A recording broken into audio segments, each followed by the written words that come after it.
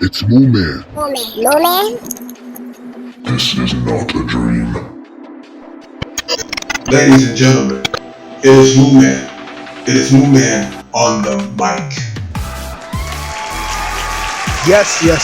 What is going on? It is your man, Mooman, on the mic, back with another episode of the Initiative Podcast. Okay, episode 51. We get into everything: celebrity news, world news, sociology, psychology, and WTF. Let's get it. Okay, y'all. Look, check it out.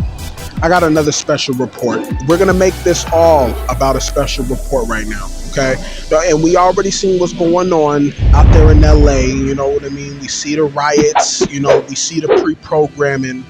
You see what I'm saying? We see a lot, right? But if we look too close, we're going to miss everything else, right? And so this special report is one that I studied up on. You see what I'm saying? Got the knowledge, got the truth, got the facts, and it's a broader stroke because we know what the topic is and what it's been all through Instagram and everywhere else. And I know we've been seeing it, that why aren't black people in the fight, in the riots, in front of the bullets, in front of the cuffs? Why aren't we standing with the migration situation and Trump's entire situation against it? Why? Right? And we know. For me to give you an answer to that question, me specifically, you know what I mean? Just being a podcaster, being a student of science, a student of ancient history, recent history, and everything that the enemy is doing and moving and grooving out here. Okay. Now, and I've been doing this for some time, right? I'm a hard study. I'm an easy learner though. Hard study, easy learner. What I mean by study hard is that I study hard. Okay. You know what I mean? And I get the facts, and it's not just the facts. It's the way that I communicate. I feel like I'm one of the best communicators in the world. You see what I'm saying? Like straight up, that's what I personally feel. Nobody can tell me different, only just because I get into the concept, of knowledge and the theory of truth and the comprehendence and the coherency of said truth and then things of that nature, right? You know what I mean? It gets deeper, of course, but this ain't about me. This is about a special report on the history. Again, the question is, and it's always been the situation. And before I get to the question again, shout out to everybody that was at the BET Awards, everyone that did business, you know what I'm saying? Everybody was Black, beautiful, and very benefited, you know what I'm saying? At the awards, everybody was looking good. Everybody was on their game. Most people was on their game, and I loved it. I loved watching it. Loved experiencing it. Hopefully, one day I will get to experience that in person. That's got to come out with something groundbreaking. Mooman on the mic. Is that groundbreaking enough? Is there enough brand endorsements that I can get? You know what? Never mind. You see what I'm saying? Because my time will come. My time is now with this special report. You see what I'm saying? Because for me, it's the history. If you do not remember the history, you're bound to repeat it. I want y'all to check this report out. The question is, you want to know why black people, by large, have chosen not to march and riot with you? One phrase.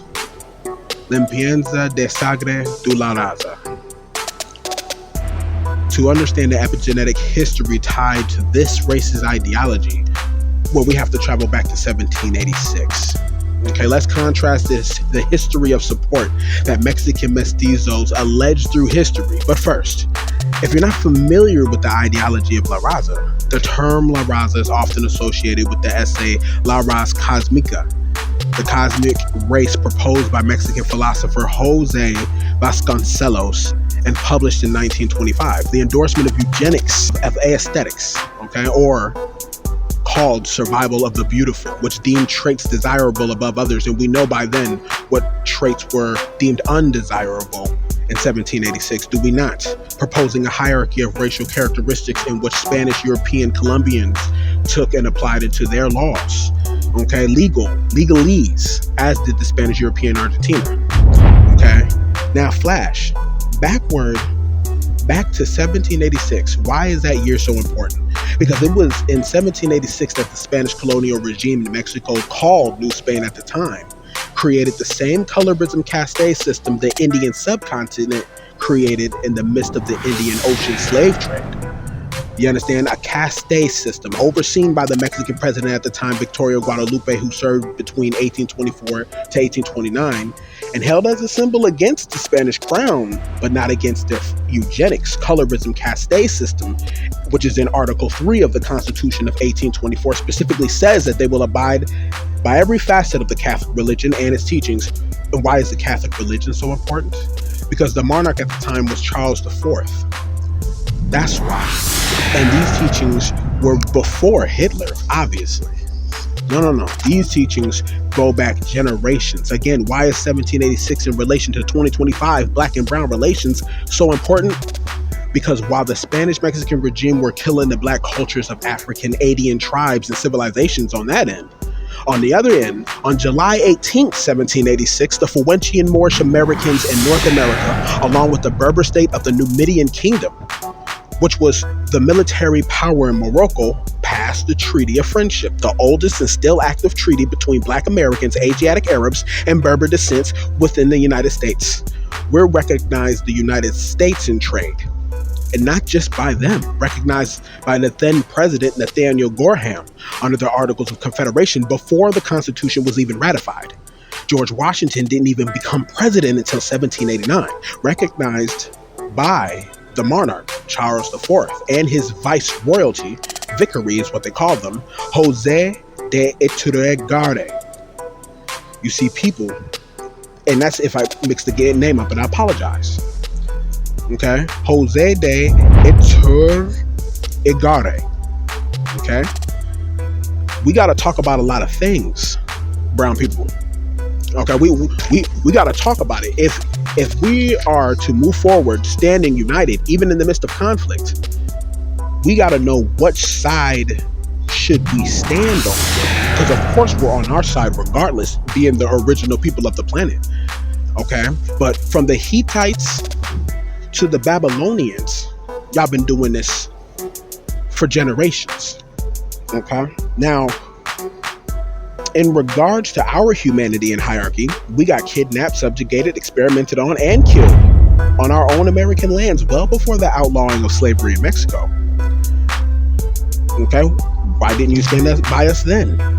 How about in New Jersey, 1786, March 2nd, an act to prevent the importation of human chattel and authorized manumission under certain restrictions between the ages of 21 and 35 with a fee you couldn't usually pay back.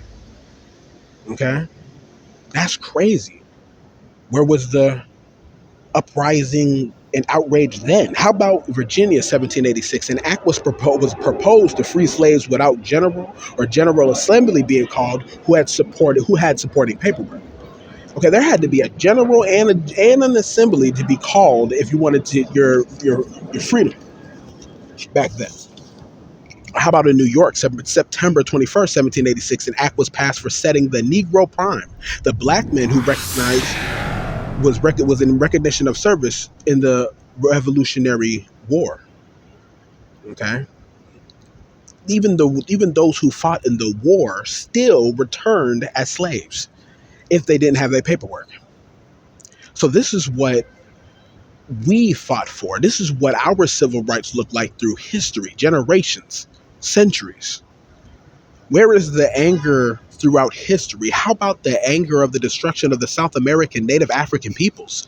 Because if we are to believe that standing together now will mean a difference in relationship of culture and livelihood in the future, then you'd have to do what these Nordic Neanderthal descendant people, the traits that you want to color into the original tribes, okay?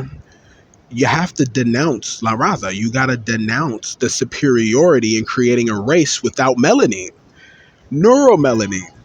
You can't create a race without that. So and these are the eugenic sciences generations ago. The same kind of science that was used in Hitler's Germany, killing 20 million people. Never mind General Leopold in Africa killing over 100 million people with the same eugenic science. Debunked science, not even real science. Okay? Upheld by the Catholic Church. Upheld as law in the Catholic Church. which explains the Catholicism within South America by large. Because, mind you, they were under the Spanish royal crown. You see what I'm saying? Which was under the Roman Empire, which oversaw the Philippines, the Canary Islands, Florida, Texas, Louisiana, you know what I mean, California, you see what I'm saying, Nevada, you know what I mean, like, and that's just in South America, you see what I'm saying, in North America, all the way to the Equatorial New Guinea of Africa, the Equatorial New Guinea, transatlantic slave trade, okay? So if we're gonna stand with you, we gotta know what we're standing against. And all of this ideology of La Raza. Okay? Like, where are the African American native tribes? The Atacame, the Amare, the Muisca, the Andean, the Quechua, the Uru, and which still holds the genetic connection to the Sumerian city of Uruk, the first kingdom of this world age. Okay? The Diaguda, the Mena, the Mayo, Chinchipe people. Okay, you have to understand the Bolivian culture, the Chile culture, the Colombian culture, the Ecuadorian culture, the Argentinian Northwest cultures, the culture of Peru, all descend from African tribes. They're all African Berber based and aren't even considered beautiful to any other South American country that surround them. Hence the ideology of La Raza. Okay? At least not the mestizos, right? Like, you got to be like them. Was that the understanding? Because that's the understanding right here. You see what I'm saying? And this carries in our memory, okay? Even if we don't directly remember them, because we all have ancestors, we all have a father, we all have dads, we all know the civil rights we've individually fought for against the transhumanistic globalists, transhuman. Okay, they feel they can transcend humanity through nano-digital biological science. Let's be clear about that. So the divide and conquer has already been set. It's already been placed for generations. They continuously run that program. It's a very basic program. Divide and conquer. All right, absorb the one end of your people into the Roman Empire. The other end absorbed into the Byzantine, the East and West. Even the Roman Empire itself was an East and West, using each side against each other when it's convenient against the people. Back in the time of feudalism, kings surrounding the church, the monarchy, would tend to give more sway to the church, and the church would tend to control the governments. You understand what I'm saying? You see where this is going? So, and we know that the Catholic Church itself, universal, which is the name of the meaning of Catholic, we understand the history behind that, or do we? Maybe that'll be for another podcast. You see what I'm saying? Mind you, the La Raza became a term signifying the shared identity and culture and cultural heritage of people of Latin American descent, which emerged during the Chicano civil rights movement in the United States, serving as a rally cry for the common identity. But what identity are you referring to? Are you referring to your Spanish, European, Spaniard identity? Or are you referring to your African, mulatto, Asiatic culture and identity? That's what you have to explain to all of us. We all want to know, and we all need to dig into that history, because we all need to have this conversation. And that's how deep it goes with that question. Why haven't we gotten up? Oh, well, there's a reason. And mind you, we have our orders, okay, in your Bible, biblically written, even older. But once again, that's for another podcast. It is your man's Moon Man on the mic. Thank y'all once again for listening to this special historical report. And now we'll have some updates. Let's all stay safe. Let's all stay sane. And let's all survive. It's your man's Moon Man on the mic.